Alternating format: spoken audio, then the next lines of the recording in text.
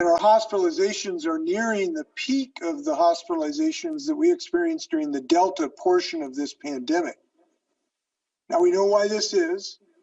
Omicron is very contagious, much more contagious than the Delta variant, and it is rapidly overtaking the Delta variant already in the infections in the state of Washington, as well as nationally. We also know that because increasing numbers of people will become ill, we're likely to see some, we hope, temporary.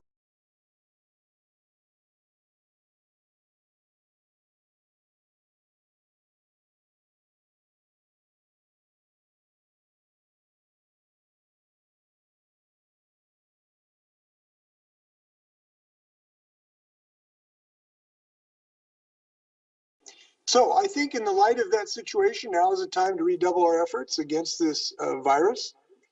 The tools we have used thus far are still effective, thankfully. Wearing a mask, getting vaccinated, and getting boosted, avoiding unnecessary large gatherings inside, particularly where we can. These are things that still work, but on all of those cases, we think we can up our game. We can use more effective masks.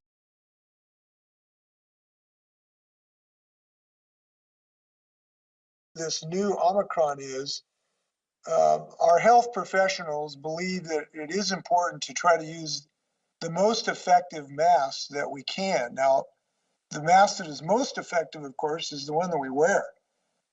But if we are going to wear a mask, using one that is more effective, perhaps, than just the cotton mask we might have used are things we think can help, which includes KN95 or double we might have used are things we think can help, which includes KN95 or double we might have used are things we think can help, which includes KN95 or double.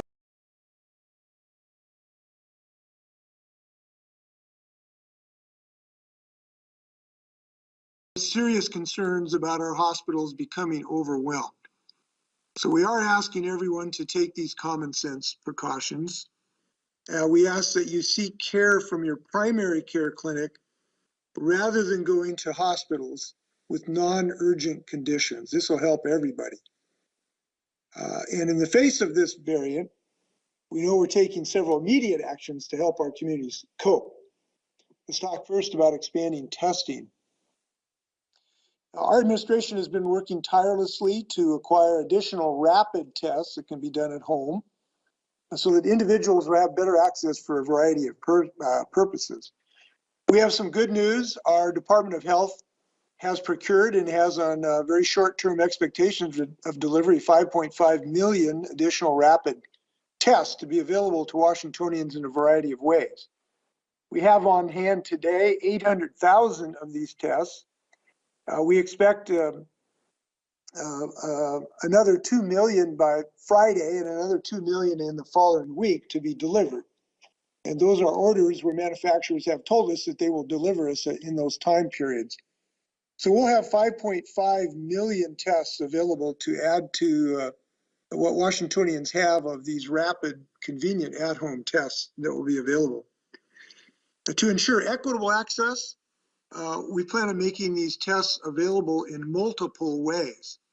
This is going to include sending 1 million of these additional tests to schools as they request them on top of the ones they already have had access to, both from the state and from the direct purchases. And of course, we've provided billions of dollars, or millions of dollars, excuse me, to schools for this purpose. So this will be on top of the testing supplies that the schools already have on hand. In addition, we will distribute an additional 1 million tests to local health organizations to be available to communities. Now, to help with distribution of the others, we've partnered with Care Evolution and Amazon to expand our testing infrastructure and create a web portal for families to use that will allow you to go to this portal and directly order these tests for delivery to your home. We will be putting 3.5 million of those tests we've ordered toward that effort. We want to thank particularly Amazon for helping us in the distribution mechanism for this. We hope to have that portal open around the middle of January, and I want to thank everybody for those efforts. This would be on top of the federal portal. So as you know, the federal government will be opening a portal for direct distribution of rapid tests as well. And what we are doing will be in addition to that federal portal. In addition, today the White House advisor Jeff Zients announced that we will be to that federal portal. In addition, today the White House advisor Jeff Zients announced that we will be to that federal portal. In addition, today the White House advisor Jeff Zients announced that we will be to that federal portal.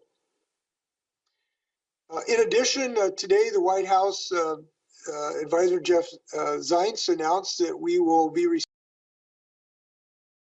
variant and Delta still, that we really can protect themselves through the vaccine. In treating ours our holiday message, we talked about the fact that we are increasing our capacity in our local mass vaccination site. We've gone from 500 to 1,500 capacity, and even above that. That site is now located in Auburn. And so that was an increased capacity from a couple of weeks ago. We're really happy about that increased capacity. We have also have 8 additional community health clinics that our Department of Health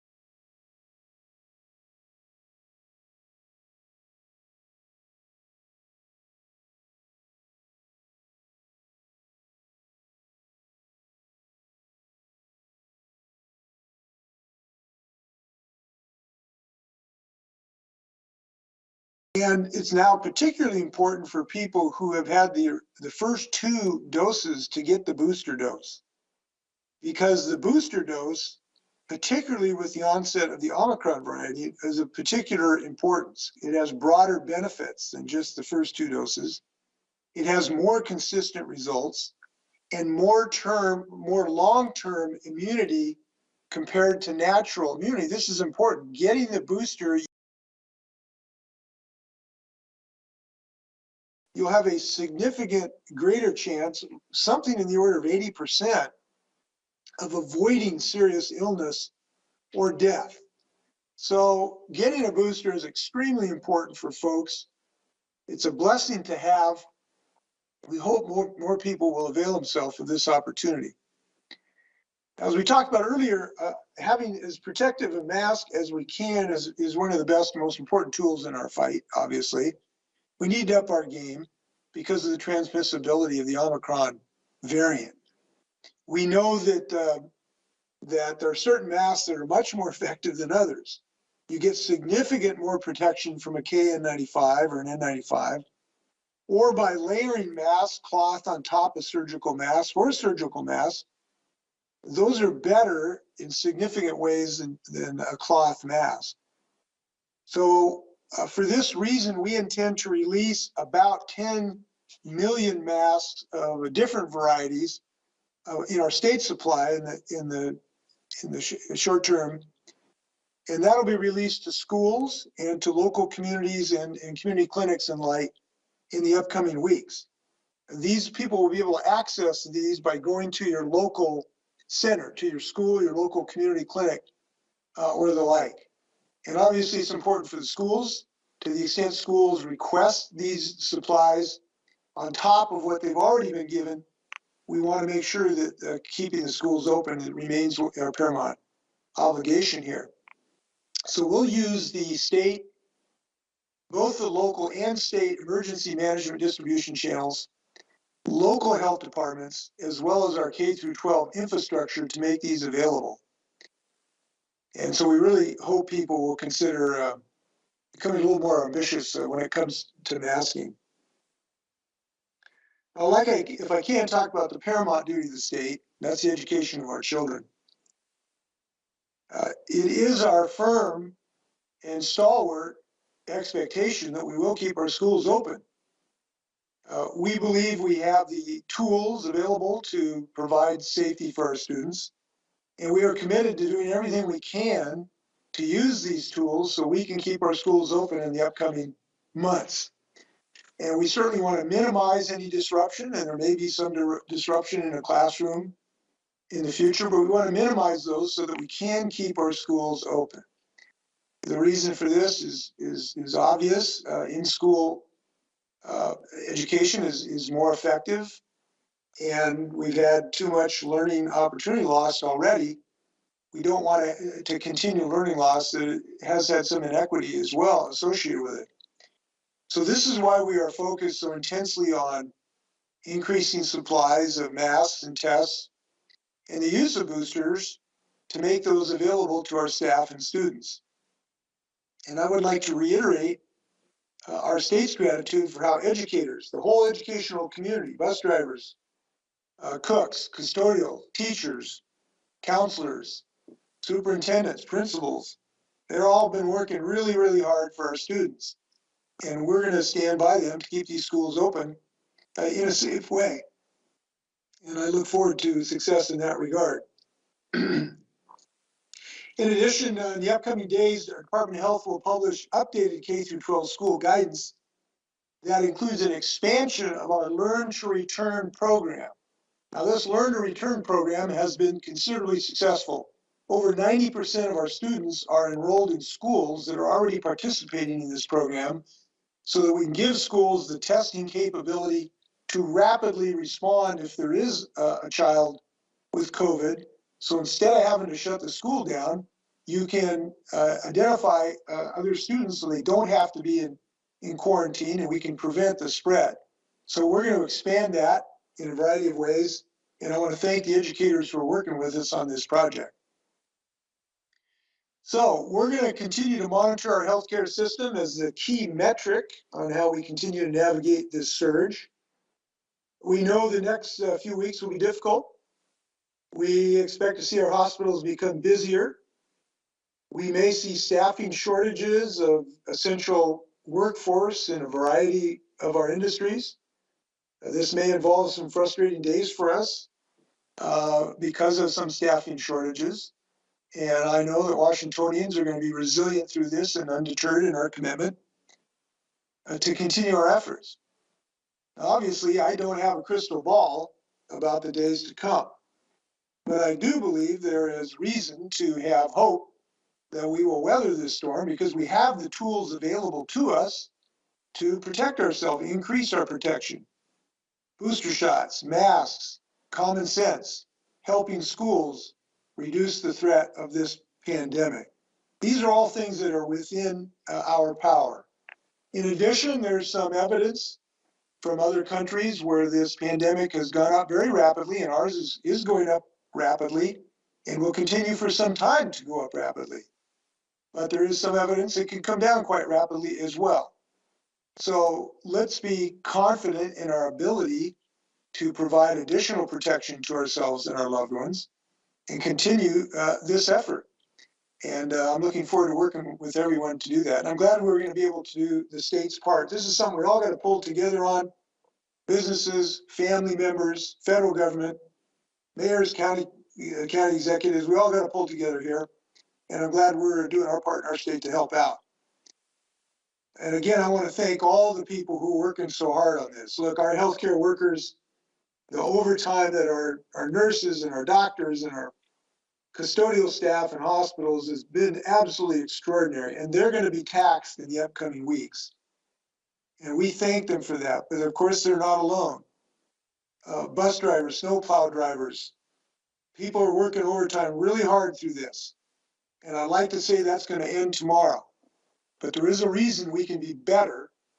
And we're providing the tools for Washingtonians to do just that. So today we also have Lacey Fehrenbach and Nick Struley to help to answer any questions you may have.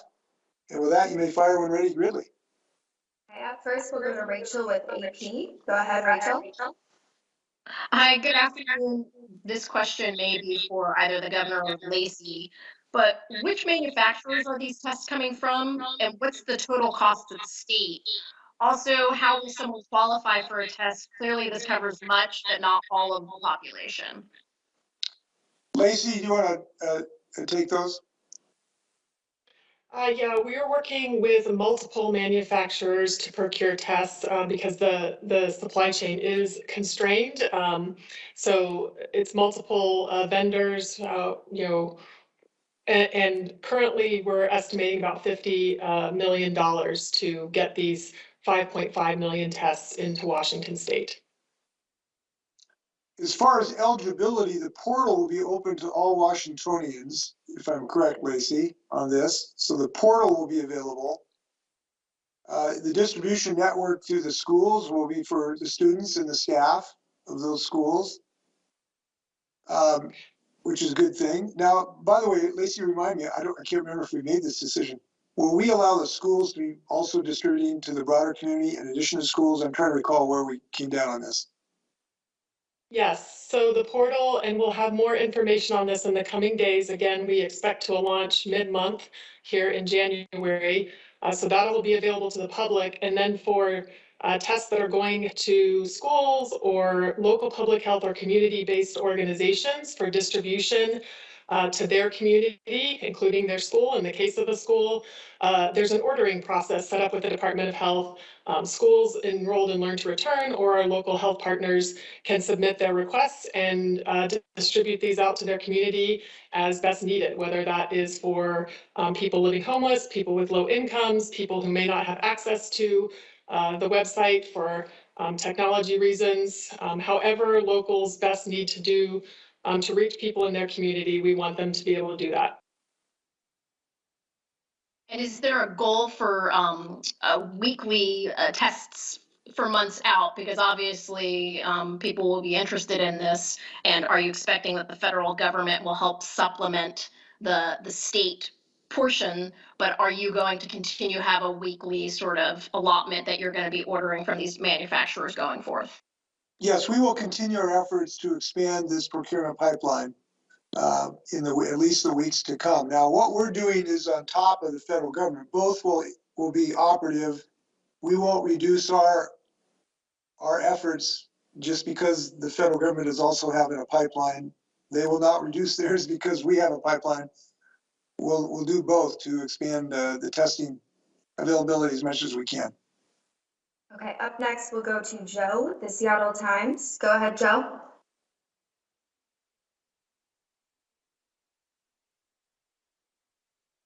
You muted, Joe? Joe, make sure to unmute. Okay, maybe we'll come back to Joe. Next, we'll go to Laurel with the Spokesman Review. Go ahead, Laurel. Thank you. Can you hear me? Yes. Okay. Two questions. On the testing, what is the advice right now for finding at-home tests if this portal isn't going to be up until the next 2 weeks or so? And then on the masking, can you just elaborate a little bit about how you're giving these masks to local communities? Like if I wanted to get a KN95 right now, should I go, or not right now, but when those are delivered, should I go to my local health department to do that? Well, I would suggest all of the opportunities that are available, and that's we're using multiple distribution systems, and all of them, I would suggest all of them are ones to go to. None is better than others. You know, right now in masks, they can be purchased individually, you know, through Amazon today. You can go buy masks today, and there is availability, but we wanted to make sure there's availability. That's why we're releasing this huge stock of, because we have them on stock today, but they're also available even maybe faster than we can get the stock out. So I would just suggest all of the pipelines that we've talked about today are all good. And there was a second part of your question, which I can't recall. On the at-home test, just wondering your advice right now for finding an at-home test if this portal isn't going to be up for the next couple of weeks. Well, there are multiple places to purchase them, from pharmacies to Amazon to other online dealers. Those are probably the most rapid way to acquire them. In schools, there are schools that do have some stock on hand of masks as well for their staff and students. And if you have a student, that might be a good way to check it out. But I believe there are multiple ways even today to acquire them. I think the most important message is the desire to do so, and we hope people will exercise that. Lacey, you want to add anything? Yeah. I can add a little on at-home tests. We know that the demand in the public market is really high for these. So meaning they show up in pharmacies and immediately are flying off the shelves, or when you order them, it takes about a week to get them. So our advice to the public, if you're purchasing an at-home test, is to think of it like Band-Aids in your medicine cabinet. You don't go buy a Band-Aid when you cut yourself chopping vegetables in the kitchen. You have them on hand. So if order now, plan ahead, order now, so that you have your tests next week or later in the month when you need them. Certainly our team is working as fast as we can with Amazon and Care Evolution to get the portal up. And also the really important thing, we have to get the tests into the state. As you heard, they're coming this week and next week from the governor. In your question to the masks, so like the way we allocate tests to local public health, we have throughout the pandemic allocated and distributed masks to local communities. And those requests come to us. They either come to the State Emergency Operations Center or to Department of Health through local emergency management and public health agencies. And then they in turn can work with partners at the local level, community-based organizations, health facilities, schools, et cetera, to get masks or other supplies out to communities and community members who need them. As the governor mentioned, for adult sizes and even now children's sizes, there are pretty broad supplies of masks online. There's a site called Project N95, and then online vendors like Amazon and others that sell KN95, KF94 masks, as well as surgical masks. Okay, we're going to go back and try Joe with the Seattle Times one more time. Go ahead, Joe.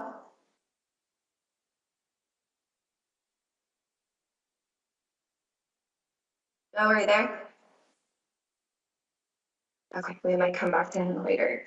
We'll go to Austin with Northwest News Network. Go ahead, Austin. Thank you. Governor, just a question about why you don't feel the need right now to press the pause button on any of what might be considered higher risk activities or gatherings in the state. Well, that's a very important question. I'm glad you asked that. We believe that there is because of the nature of this virus and our increasing tools that are now available to us and our increasing understanding of its science, we believe it is a reasonable thing to do to use these tools that are now available to us, and that is the most reasonable approach to the current status that we are in. We now have vaccines that are available to dramatically reduce the risk of serious illness and death. These vaccines are miracles. They're miracles of modern science, and they are extremely successful in keeping you from having serious illness. And we now have those vaccines available universally for free. So that now that we have these tools available to us, we believe relying upon them is one approach that we should do. Secondly, we have a variant that, although is extremely contagious, all the evidence suggests it is probably significantly less risky as a percentage of infections that end up in hospitalization or death. That is something we take into consideration. Third, we have multiple what I call common sense measures now available to us, including masks, which are now we've made broadly available to people free. We have rapid testing that is available, and we have scientific knowledge about the risk that people will make self-assessments about the risk environments that they have. And the people who have not been vaccinated have had plenty of opportunities to get vaccinated. You have had months and months and months. So if you have not availed yourself of that, you've made a decision to accept that risk. And unfortunately, we've lost too many of our citizens who made that decision. And we believe that we have been successful to date, keeping our economy thriving throughout this by doing these reasonable measures. And I'm very excited. Our unemployment rate's about as low as it's ever been. And we believe we want to continue that and not have the economic disruptions that we had to have earlier on in this pandemic. Look, it is painful when people are out of work. It's painful when business shut down. It's painful when people can't enjoy the things that they enjoy. So for all those reasons, we think that this is the right approach. And it's also consistent, and I would come back to this, is our paramount duty is education of our children. And we think this approach, starting with keeping our schools open, is consistent with the approach of using these tools that are now available to us, as opposed to denying ourselves the things that we want to have in our lives. Good education for our children, a good economy. We think we can have both of those. Just briefly, maybe this is a question for Lacey. Given that people are getting exposure notifications on their phone left and right now, and the tests are still hard to come by, most of us have probably been exposed in one way or another, and we're trying to decide, can we go into the office? Can we send our kids to school? What's the general guideline if somebody is asymptomatic but may have come into contact with somebody or may have been exposed? Is it still okay to proceed with normal activities unless you find out you're positive or have symptoms, or do you have to lock down and isolate until you find out for sure? Thanks for the question. So this is a good question. CDC recently updated the guidance for isolation and quarantine. So if you're exposed or potentially exposed, meaning you get a notification, the guidance is if you are up to date on your vaccines, including if you've been boosted as an adult, you do not have to quarantine. You could go about your daily living, but you should wear a well-fitting quality mask and avoid, to the degree you can, avoid being around immunocompromised people. If you are not up to date on your vaccines, so you're not vaccinated as an adult and not boosted as an adult or not vaccinated as a child, then you do need to stay home for 5 days. So quarantine at home for 5 days, and then it is recommended before you leave that quarantine period early, that if you can, you get a test and continue, of course, to wear a mask. If I may add to that, look, it is true that the evidence is strongly suggestive that Omicron is a less frequent fatalities associated with Omicron than Delta. Some evidence is from the UK this morning says maybe it's 60% less likely to end up in a hospital. But because it is so contagious, you could end up being very, very ill. And if you talk to people that have had breakthrough cases, you get very, very ill, and you have some benefit avoiding that. And in addition, it's very important to the community to keep you out of the hospital. So exercising some common sense and caution on this is appropriate. And we depend on people exercising both of those things. Maybe there's one party you just don't go to for a week or two. Kind of a small price to pay sometimes on what we hope to be is, certainly not a permanent condition. So we hope people will use that judgment and get their boosters. Because whatever you do, getting the booster is going to put you in a lot better position. All right, we're gonna try Joe one more time. If we can't hear him, I have his questions to ask. Go ahead, Joe.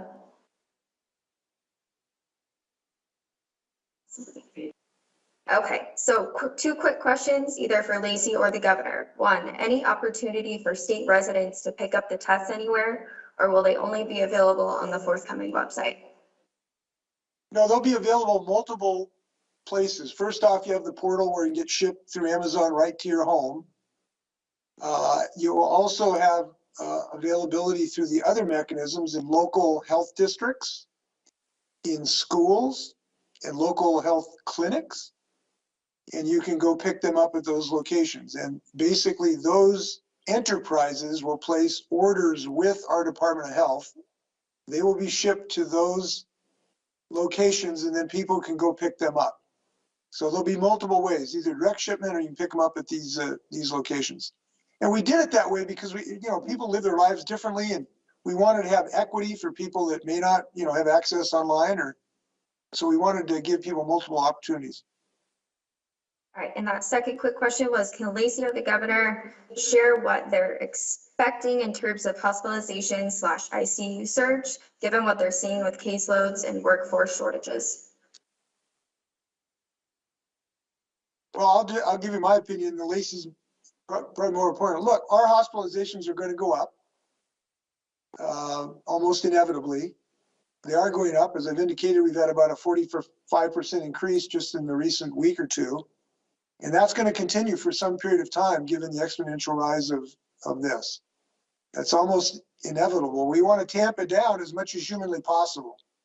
And then we're hoping we're going to get to a peak, as some of these other countries have. But we all have a capability to do something about that. And just slowing this thing, even slowing this down so that our hospitals do not become overwhelmed is really, really of value. So if you're getting a booster, you're just not helping yourself. You're helping everybody in your community. You're helping your neighbor who has a heart attack, who can now get into the hospital, or a neighbor who gets in a car wreck, or a neighbor who wants a new hip. It may be necessary to cancel some elective surgery because of this. It's already happened at one of our major institutions. So when you get the booster, you're helping yourself, but you also help everybody else in the community so that they can get access to health care. You want to add anything, Lacey? Yeah, no, I think the governor covered this really well. Our healthcare system statewide is in a place of extreme strain, and it has been for months, leading up to, during, and in follow-up to the Delta wave. And then we have added on this spike in cases. So it's going to be a really challenging few weeks ahead for our partners in the healthcare system, and we're certainly going to do what we can to support them. I want to reiterate the governor's important point about using the emergency room only for urgent care. So if you feel like your life is in jeopardy, of course, go to the emergency room. But please, if you have a mild injury or illness, or that you can manage at home, do so. Try to use primary care or urgent care in place of the emergency department. And really importantly, please don't go to an ER to get a COVID test. We have heard some reports of people seeking either confirmatory tests after doing an at-home test or going to the ER to get a test, in particular when the weather was bad and some of the test sites were closed. So please use the ER if you need it for emergent care, and otherwise get your health care in the primary care system. When you think about this too, I hope people think of a hospital as not just some kind of faceless institution. Just think of that nurse who's been working for, double overtime for a year and a half with kids at home. These people have been heroic for us. Give them a hand, you give a friend a hand. I was listening to Senator Tim Keating. He was trapped in the interstate in Virginia in the ice storm for 27 hours. And he talked about how people just helped each other. Somebody gave him an orange, another person gave him a blanket. Help somebody, help a nurse today, get a booster. Okay, up next, we will go to Jerry with the Everett Herald. Go ahead, Jerry. Governor, two questions related to what you've said earlier about what we should be expecting in the next couple of weeks. First, On the public services, could you discuss what public services you think will be disrupted by the staffing shortages and so forth, and what are the responses your administration is putting together? And then secondly, on the hospitals, is your administration begun conversations about issuing a critical care designation or declaration that would not only allow patients to be moved, but might involve life and death decisions? Well, there's nothing imminent as far as any sort of statewide critical care designation, but we're always talking to the hospitals that that could become a possibility in our state.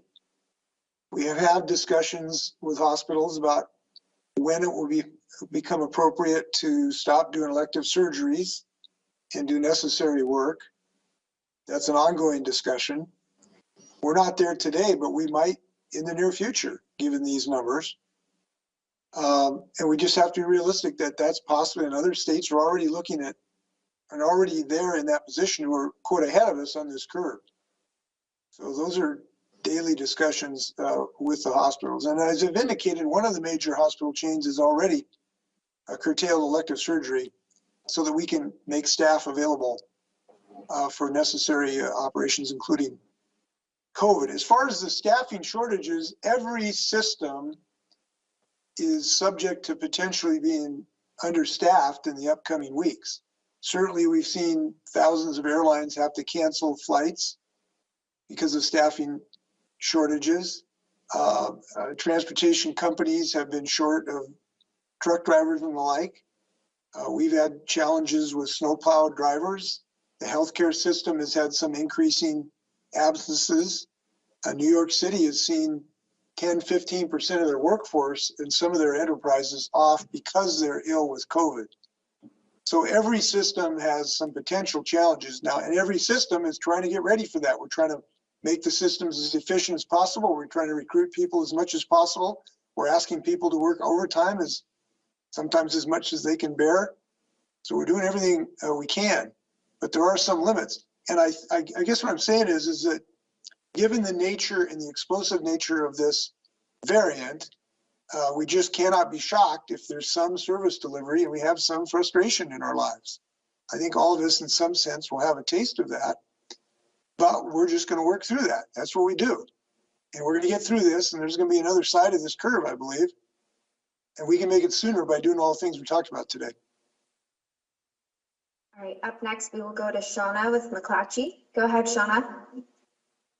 Good afternoon. My question applies to the testing kits. I was curious how long, once the web portal's open, how long will it take those tests to be sent out once people order them online? Lacey, do you know the answer to that? I think we'll have more details on that in the days ahead. I also just want to make sure something else is clear, because there were questions earlier about distribution at the local level. And, you know, a reminder that we're announcing based on things that we've ordered. So, you know, we don't want the public to show up at their local health department today or tomorrow asking for tests.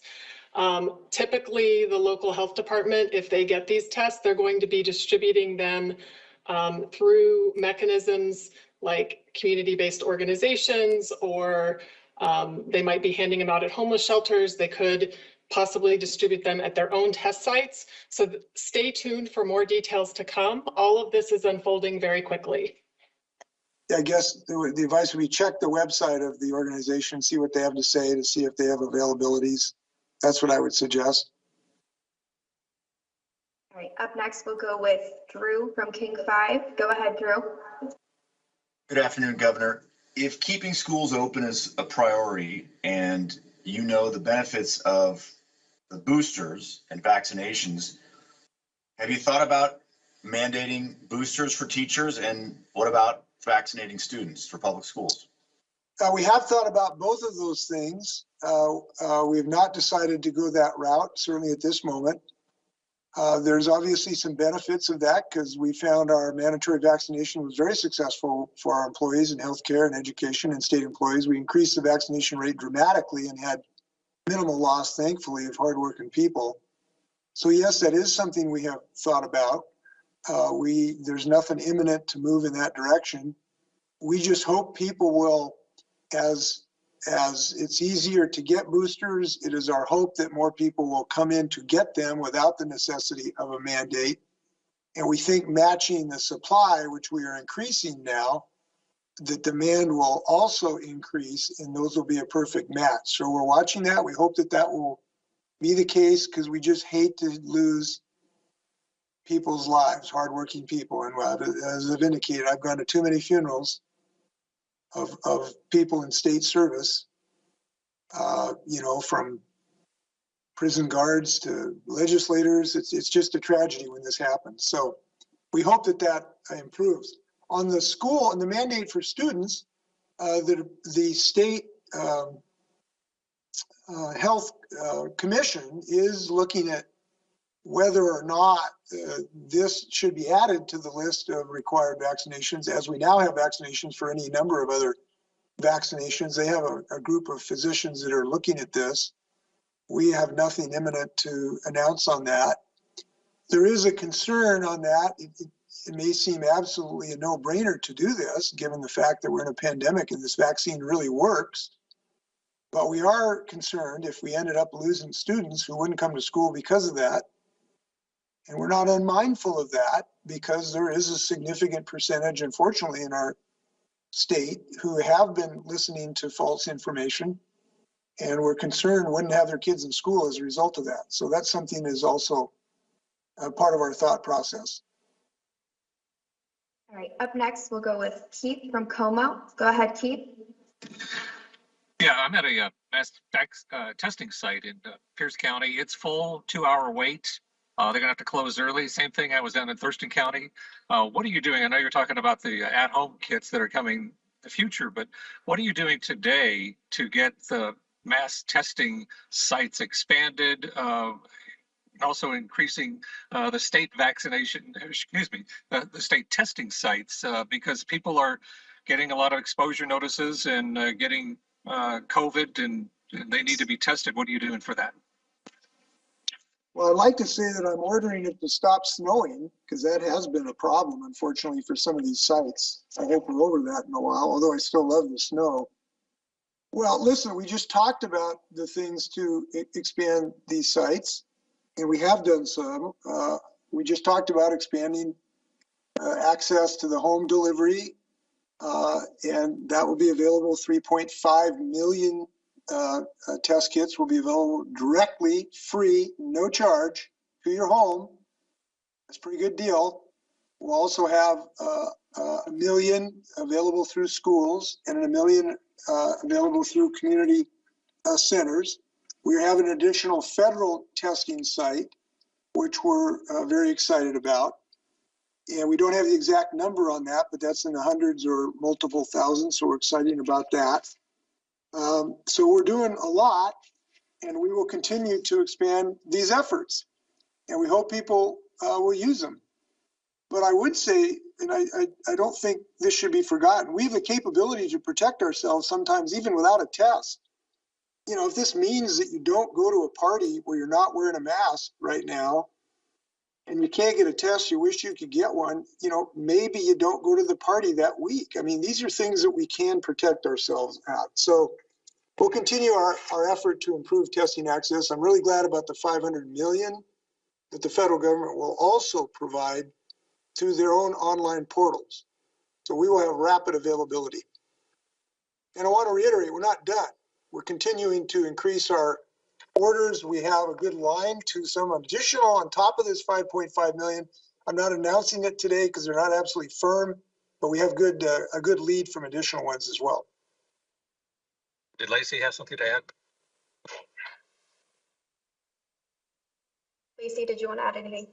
I was going to jump in on the request for the FEMA site. The other thing, you know, I just want to note is we're regularly working with local public health to monitor access to testing. And the governor alluded to this briefly in his remarks, but beyond the things he just summarized, we do have additional mobile teams that help with both vaccination and testing. And if local public health needs additional support for testing capacity, we are here to help them with that. as well as providing supplies to testing partners across the state. Up next, we'll go to Hannah with Cairo Radio. Go ahead, Hannah. Hi, just a couple of quick ones. One, I'm hearing from medical doctors working in some of our larger hospitals in the state who are parents and concerned about school not being paused as we come out of the winter holiday break, because they believe that it will add to the rapid spread of COVID and what they're seeing in their own workplaces as far as capacity and strain on the system. Is that anything that you can speak to? And also, can anyone speak to what we are seeing specifically with young people in Omicron in Washington State?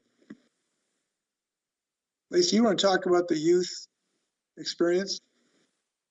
Yes, so we're seeing disease increasing across all age groups, and you heard the governor mention that this is a highly transmissible variant. We had a number of youth-related outbreaks, primarily related to high contact indoor sports over the winter break. However, I want to remind people what we do know about COVID in schools and reiterate the governor's points that he previously made, that we have measures to protect ourselves. So in schools in particular, we have required layered health and safety measures. The schools work so hard on implementing these and helping students to follow them. Masks, distance to the degree possible, good ventilation, spending more time outdoors, good hand hygiene, and certainly being ready to respond when there is a case with things like testing and contact tracing. Those things slow spread in schools, and they helped us keep schools open for the most part during the Delta surge. We had very few classrooms and schools that had to close during that surge. We have confidence that those measures will also help us slow transmission in schools as we work through this Omicron wave. The other thing, for parents, a reminder to encourage your kid to wear their mask and keep their mouth and nose fully covered. And that's in school and any sort of public environment. And a really important reminder that there are huge health benefits in addition to the learning that happens in person in schools. And I have 2 school-age children. They're in public school, and they are fully vaccinated now. They are in the latest group to become eligible, and they got vaccinated in November and December. And that is another very strong protection protective step that parents can take. So if you have not got your child vaccinated, please talk to your pediatric provider, get your questions answered, get their appointments scheduled, and then make sure you have masks on hand, and hopefully it will be not a disruptive January for your family. Yeah, I want to add, just from the historical context, we did not have these tools available to families to protect their children when we had to close down in-classroom instruction. Now we have them. And if you're worried about your child, get them vaccinated. Get them vaccinated. Now, unfortunately, we've only got about 25–30% of our younger children vaccinated, and we're really hopeful that people increase that. By the way, I want to add something. There is so much misinformation going around. It's very disturbing to me. I heard on the radio the other day, Cairo Radio, some talk person saying that it's more dangerous to get the vaccine than not to. What a bunch of baloney. What a bunch of baloney. It is clear that the risk of getting this infection is worse than the extremely rare,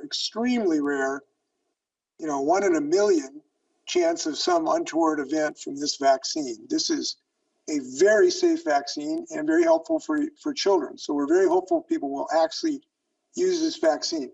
I also want to note there is a health downside for being out of school from a mental health perspective as well. And, we've seen, unfortunately, now confirmed that we've had some real mental health challenges with our children from them being isolated and not being in school. So we've had to factor that in as well. And on balance, we think that that this is the right approach. Next, we'll go to Joey with Puget Sound Business Journal. Go ahead, Joey. Yeah, Joey, hold on. There's one thing I got to say, too, because I always forget it. Look, it is pretty clear your child is safer wearing a mask in a classroom than sitting in a bunch of their pals watching television with no mask, eating popcorn. That's where most of these transmissions are occasioned, outside of the classroom. So the classroom could be the safest place for a child, depending on what they're doing outside. Go ahead, Joey. Hi, Governor. Thanks for taking the question. You were talking about the threat that this poses to hospitals and capacity. One of the things that administrators keep telling me is that there are patients in hospitals who've been treated and are ready to be discharged to adult family homes or long-term care homes, but they can't get put into these homes because they're dealing with the same staffing shortages. They say they need the state and the Department of Health and your office to get involved to help discharge and clear up beds as more Omicron patients come in. Do you have any update on what you're doing to take care of that? You bet. This is a legitimate issue that we are working to help improve and have done things and will do more. Number one, we're trying to increase capacity at our long-term care facilities. And that means help them get enough staff in their doors so they can increase their staffing to have more long-term beds. So in my budget, I've proposed dollars to increase the rates so these long-term care facilities can attract staff so they can increase their capacity. So I hope legislators will respond to my request.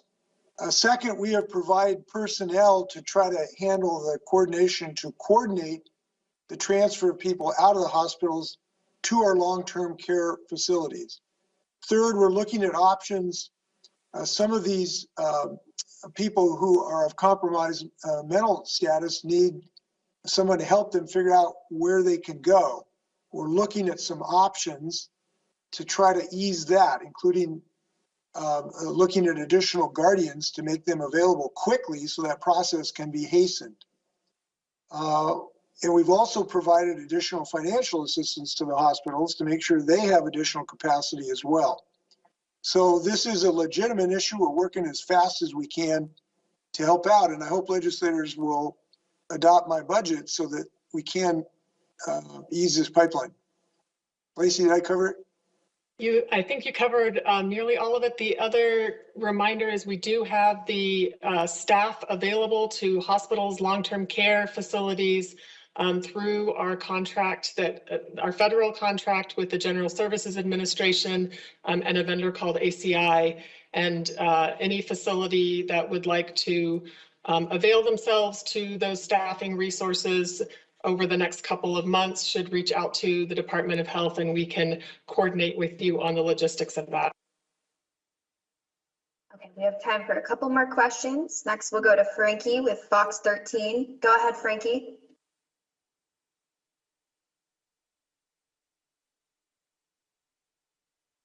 Frankie, make sure to unmute yourself as well.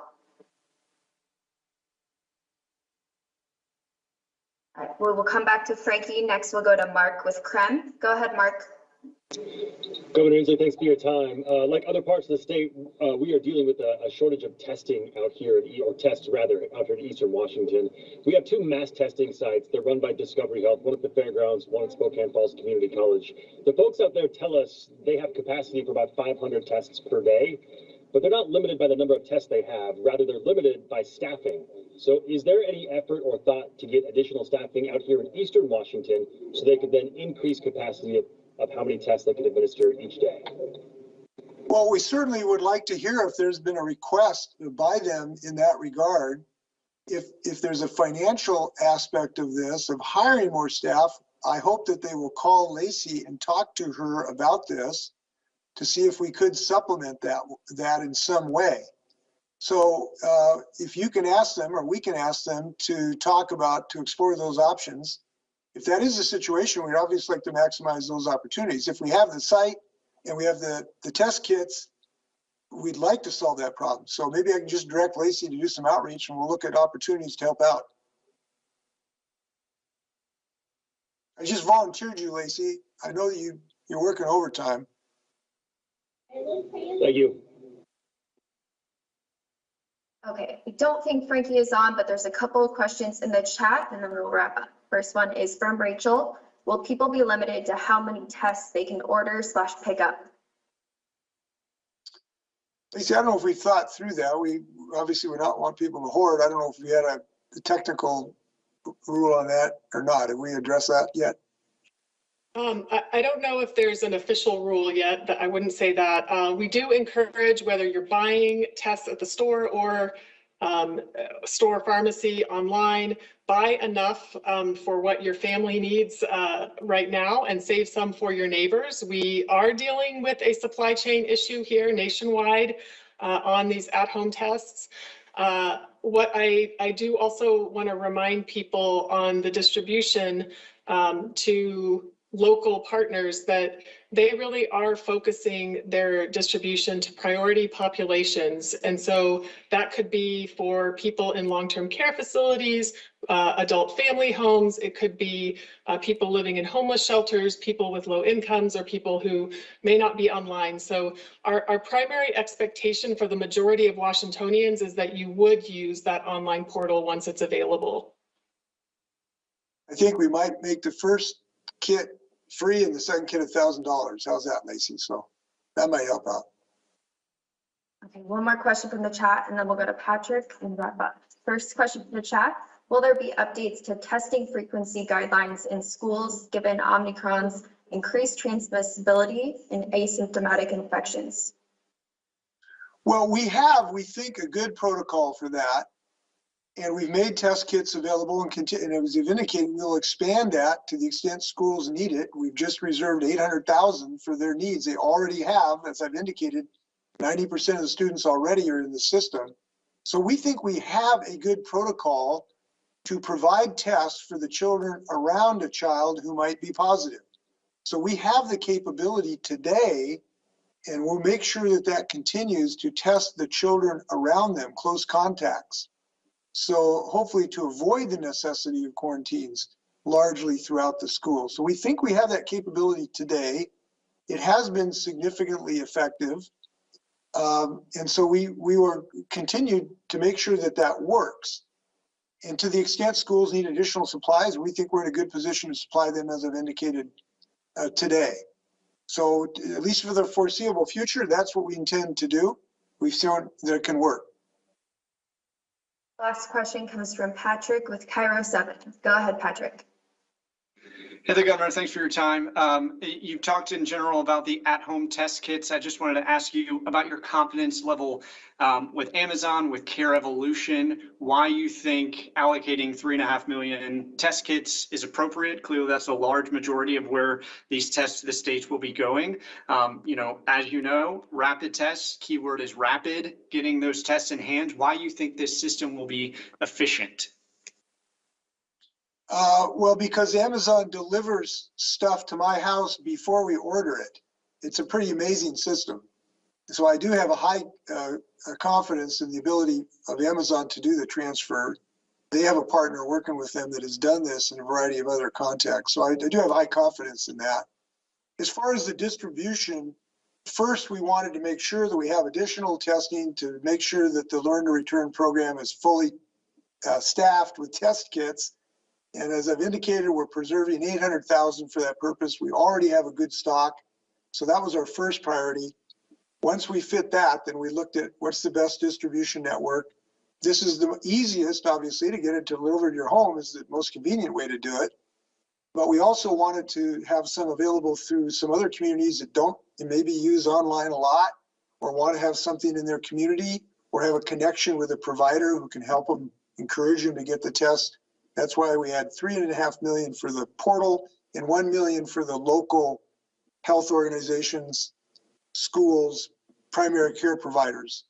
So that was our thinking on this. I think it's a well-balanced approach to this.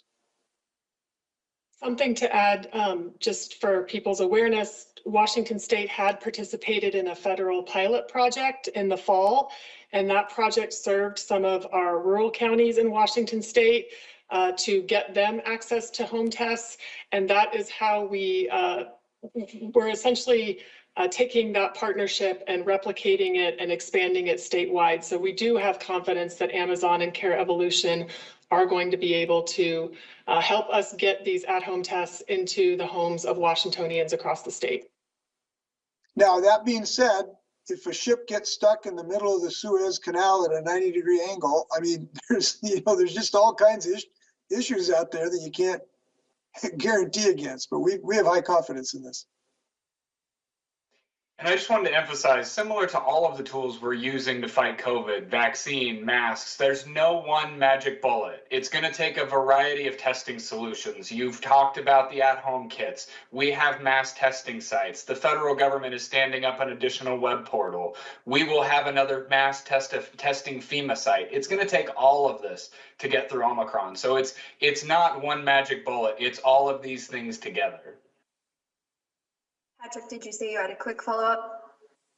I did have a follow-up. It's not related to COVID. Tomorrow is January 6th, Governor. I'm just curious how you would assess where we were and where we are now in the state with regards to political division. Thanks. Well, I'm just hesitating on whether I want to answer that because I have a lot to say about this.